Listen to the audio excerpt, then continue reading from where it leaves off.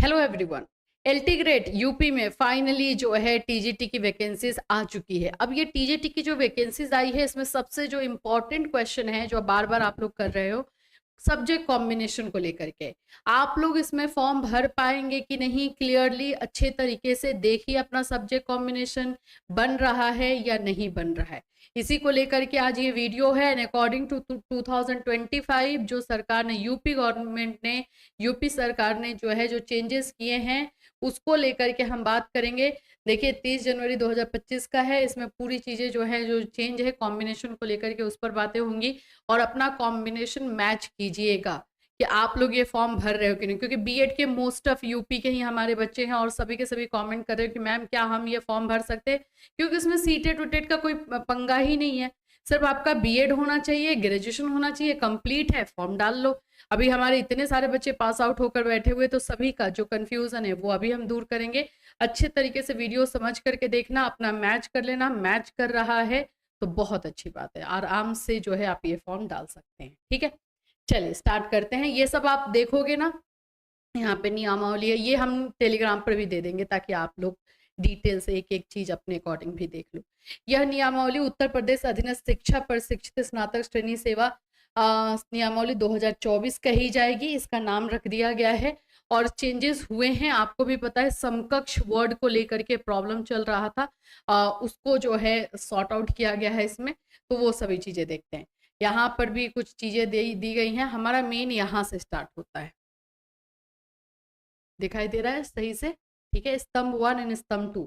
स्तंभ 1 वो है जो कि पहले रूल था, स्तंभ 2 है जो जिसमें चेंजेस किए गए हैं। ठीक है, क्लियर है? यहाँ पर आप देखोगे सहायक अध्यापक पुरुष और महिला सामाजिक विज्ञान। अगर आप सोशल साइंस के टीचर बनने वाले हो तो भाई आपका कॉम्बिनेशन क्या होना चाहिए? तो यहाँ पर देखिए, ये वाले को तो हमें नहीं मानना है, हमें इसको मानना है। इसको देखिए, भारत में विधि द्वारा स्थापित किसी विश्वविद्यालय या मान्य संस्था से इतिहास, भूगोल, राजनीति विज्ञान और अर्थशास्त्र विषयों में से कम किन्हीं 2 विषयों में स्नातक उपाधि। तो यूपी में ये बोलता है कि जो हमारे 4 सब्जेक्ट हैं, सोशल साइंस का अगर टीचर बनना है तो आपके ग्रेजुएशन में, बीएड तो बाद में आता है बाबू, पहले ग्रेजुएशन से ही कॉम्बिनेशन बनना स्टार्ट हो जाता है। यही बात मैं बार बार आप लोग को बताते रहती हूँ। तो ग्रेजुएशन में आपका जो है इतिहास, दैट मीन्स की हिस्ट्री, भूगोल, राजनीति विज्ञान, दैट मीन्स पोल साइंस, और अर्थशास्त्र, इन चारों में से कोई 2 सब्जेक्ट होना जरूरी है। कहीं कहीं पे ये भी लिखा रहता है कि हिस्ट्री एंड ज्योग्राफी में से किसी का एक का होना जरूरी है, लेकिन ऐसा यहाँ नहीं लिखा हुआ है। दैट मीन्स इन चारों में से कोई भी 2 सब्जेक्ट आपका है तो आप फॉर्म भर सकते हो। अर्थशास्त्र विषयों में से कम किन्हीं 2 विषयों में स्नातक उपाधि हो।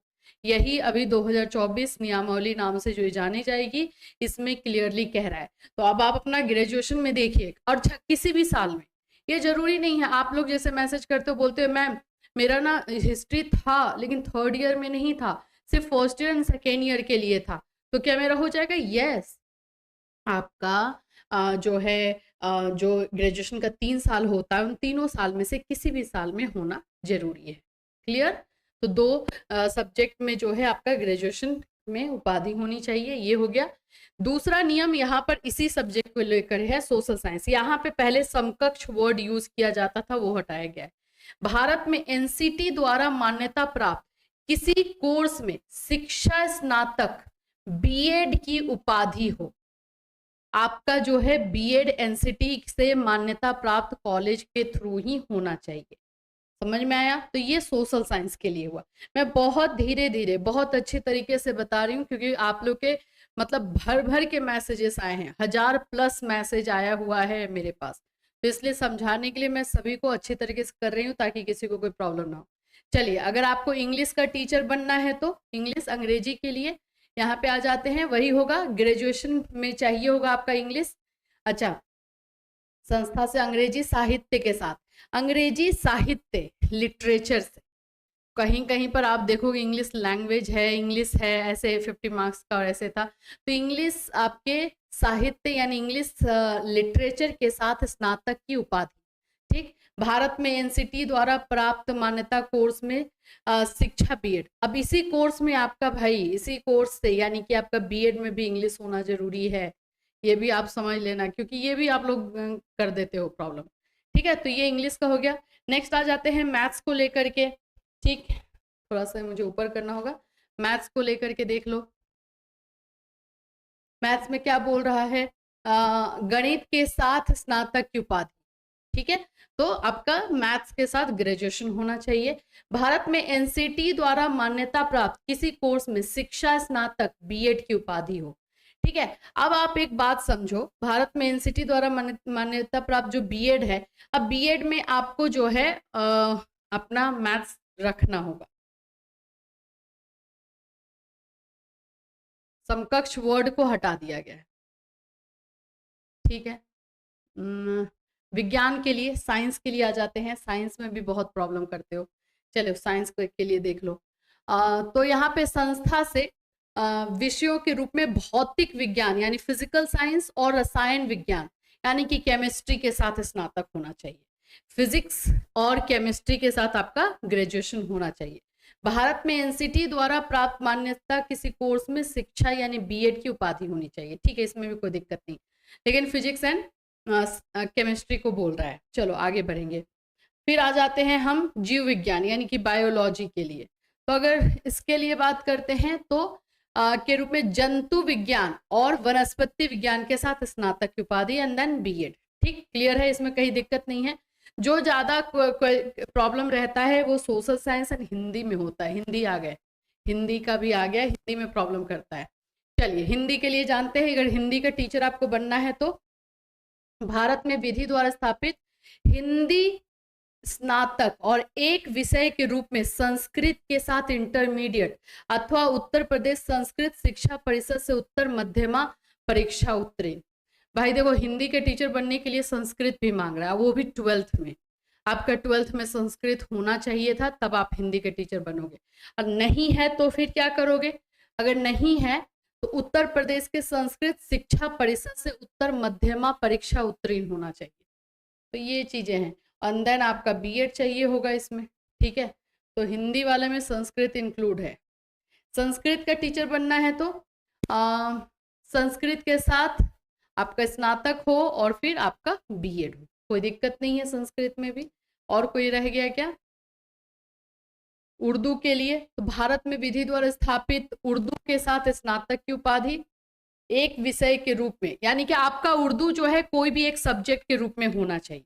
अच्छा, ये क्लियर कर रहा है कि आपका जो है पूरा फर्स्ट सेकेंड थर्ड ईयर में किसी में भी उर्दू होना चाहिए, तो आप उर्दू टीचर बन सकते हो। और जहां पे ये बोल रहा है कि इन्हीं सब्जेक्ट के साथ स्नातक होना चाहिए, नहीं कि वो 3 साल में होना चाहिए, ये क्लियर कर लेना। तो यानी आपका सोशल साइंस में आपका इन चारों में से कोई 2 सब्जेक्ट जो है क्लियरली 3 साल में होना चाहिए, तभी होगा। चलो, लेकिन अब वो तो रह ही जाता है, कोई ना कोई सब्जेक्ट जो रखेंगे वो तो बना ही लेंगे। और बीएड होना चाहिए। ठीक है, अब आ जाते हैं फारसी के लिए। फारसी के साथ स्नातक की उपाधि हो, फिर बीएड हो। अरबी है, फिर उसके बाद से इसी तरह से गुजराती, बंगाली, उड़िया है। कला के लिए है। ठीक है, ये सारा आप लोग मैच कर लीजिए। तो ये आप लोगों का जो है सब्जेक्ट कॉम्बिनेशन कृषि के लिए चाहिए था, क्योंकि कृषि वाले बच्चे भी मैसेज कर रहे थे। तो विश्वविद्यालय संस्था से कृषि या उद्यान कर्म में स्नातक की उपाधि और मान्यता प्राप्त किसी कोर्स में शिक्षा स्नातक या बीएड की उपाधि। तो आपका भाई कृषि का भी, अच्छा कॉमर्स वाला कैसे रह गया? मैं खुद ही कैसे रह गया, कॉमर्स की मैं खुद हूँ। चलिए, तो इसमें भी कुछ नहीं है। वाणिज्य यानी कि कॉमर्स के साथ आपका जो है ग्रेजुएशन होना चाहिए एंड देन आपको बीएड उसके साथ होना चाहिए। ठीक है, और यहाँ पे होम साइंस के लिए अगर बात करते हैं तो होम साइंस आपका ग्रेजुएशन में होना चाहिए। संस्था से एक विषय के रूप में, होम साइंस आपका 3 साल में किसी में भी हो, ठीक है, के साथ स्नातक की उपाधि हो एक विषय के रूप में, यानी गृह विज्ञान आपका एक सब्जेक्ट के रूप में होना चाहिए। और यही चीज है। बीटेक और बीएड भी होना चाहिए। और फिर बीटेक और बीई के बारे में आ जाते हैं, कंप्यूटर साइंस के बारे में आ जाते हैं। कंप्यूटर साइंस में आप लोगों को जो है आपका कंप्यूटर बी और बीटेक, जो इंजीनियरिंग वाले बच्चे हैं वो इस फॉर्म को भर सकते हैं, उनका बीटेक या बी होना चाहिए। कंप्यूटर विज्ञान में स्नातक यानी कि ग्रेजुएशन। कंप्यूटर एप्लीकेशन में ग्रेजुएशन ये भी जा सकते हैं।